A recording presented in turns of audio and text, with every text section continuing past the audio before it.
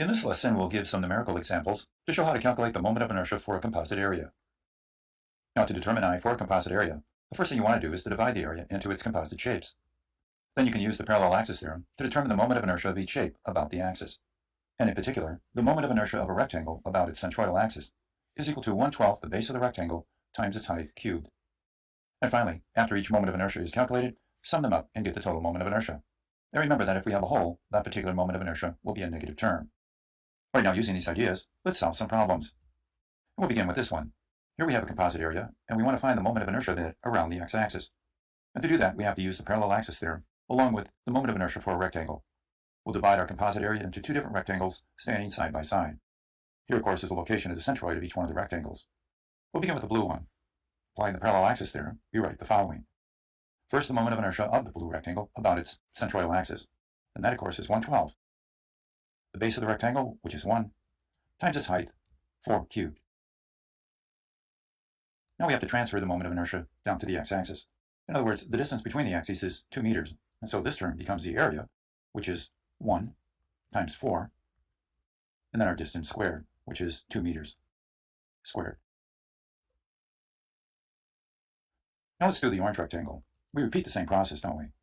So we have the following. 1/12, the base of the rectangle, which is 1, times the height, 2 cubed. And now add on the area, which of course is 1 times 2. And now we need to figure the distance from the centroidal axis down to the x-axis, and that distance is 1. And of course here we have to square that. When you do the calculation, you get the result. It's 24 meters to the 4th power. All right, now let's consider this one. Another composite area, which can be divided into two rectangles, like this. And here, of course, are the locations of the centroids for these rectangles. We're looking for the moment of inertia about the x-axis.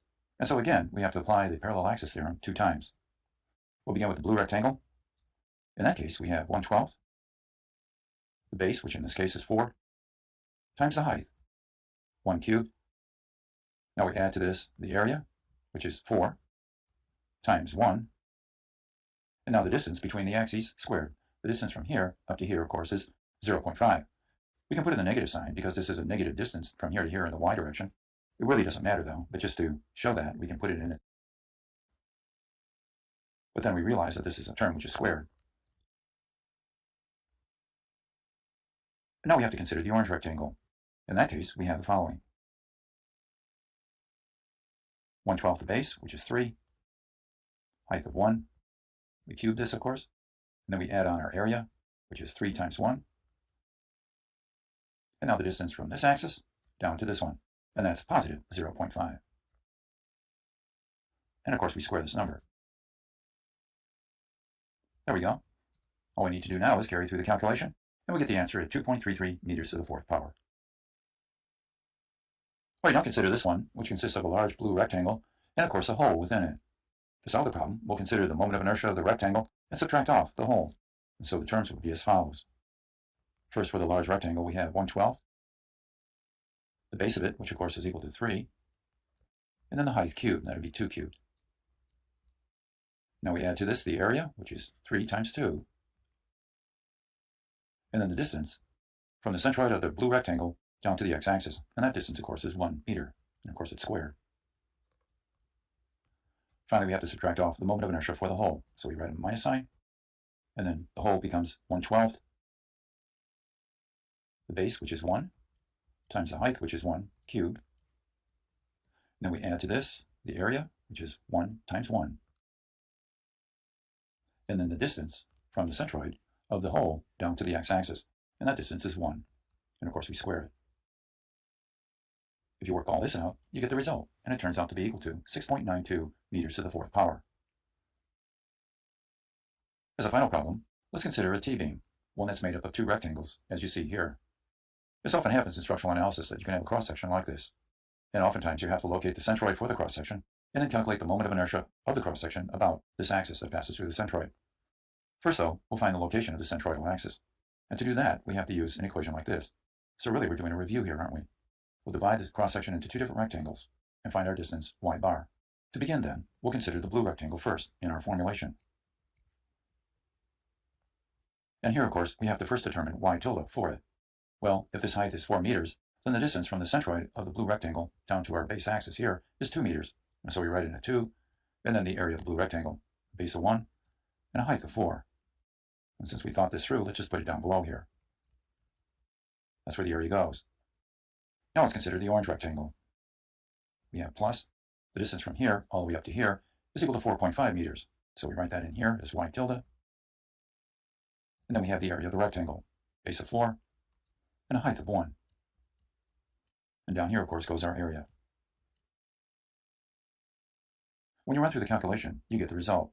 The location of the centroid for this composite area is located 3.25 meters up from the x-axis. Now let's take our result and calculate the moment of inertia of the cross-section about the axis that passes through the centroid. And to do that, we'll begin with the blue rectangle. Here we have the following terms. First, the moment of inertia of the blue rectangle about its centroidal axis. 1/12, the base of the rectangle, times its height, 4 cubed. And now we find the area of the blue rectangle, which of course is equal to 1 times 4. And finally, we need the distance from the centroid of the blue rectangle to the centroidal axis for the entire composite area. This distance, of course, is equal to 2 meters, and since this is 3.25 meters, the distance is equal to the following. Writing it out, it would be 3.25, and of course we would subtract 2. This is our distance, and of course we have to square that. And now we'll deal with the orange one. We have plus 1/12, the base, which of course is equal to 4. Then we have 1 cubed. Now we add to this the area, which is 4, times 1. And finally, we have the distance from here all the way to here.